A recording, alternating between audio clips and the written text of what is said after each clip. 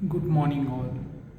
आज मी जो clipboard post करणार आहे तो खूप छान आहे. म्हणजे आपण प्रत्येक वेळेलाच बघतो की आर्सेनिक अल्बम आहे तो डिस्पेअर ऑफ रिकव्हरी आहे अँड तो स्वतः गोळ्या काय खात नाही, कारण त्याला वाटतं की ही डिस्पेअर आहे आणि आपल्याला काय गरज नाही औषधाने, आपण ह्यातनं बरं होणारच नाही अशी त्याची मनाची भावना तयार होते.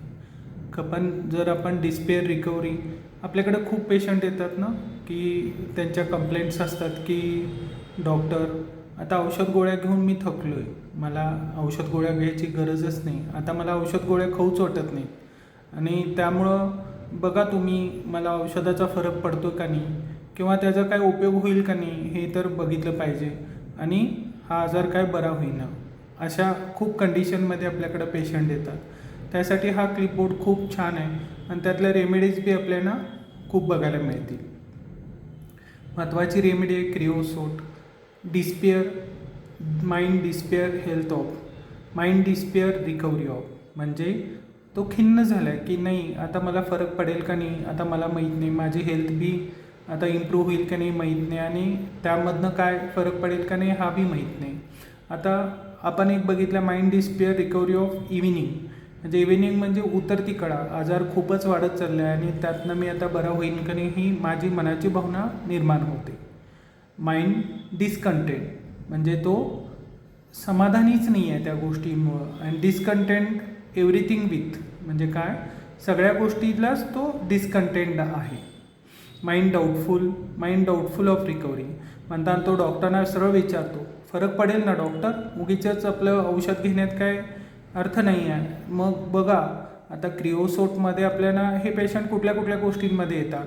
एकतर बघा की क्रिओसोट ही चिल्ड्रन्समध्ये दिली जाते, चिल्ड्रन्स काय असे बोलू शकणार नाही, तर पण फिमेल्समध्ये युट्राईन कंप्लेंट्समध्ये की ज्याच्यामध्ये खूप की ल्युकोरिया आहे, अल्सर म्हणजे तिथं लघवीच्या ठिकाणी अल्सर आहे आणि तो कॅन्सरस कंडिशनमध्ये जाण्याची शक्यता असते.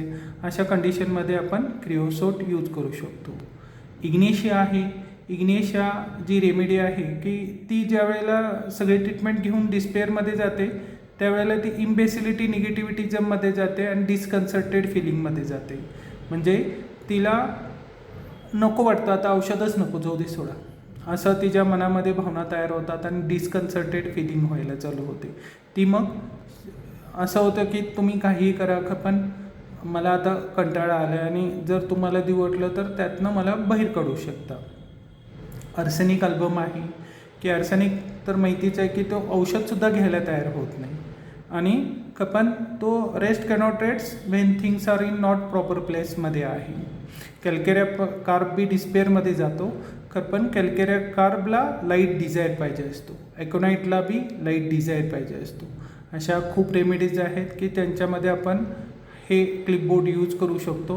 नाहीतर पूर्वी आपण डिस्पेअर रिकव्हरी आणि त्यामध्ये जो आहे ते आर्सेनिकचा खूप वापर करत होतो, पण त्यामध्ये क्रिओसोट, इग्निशिया, कॅल्केरिया कार्ब, ॲकोनाईट ह्या रेमेडीचा बी आपण विचार करू शकतो. Okay, thank you.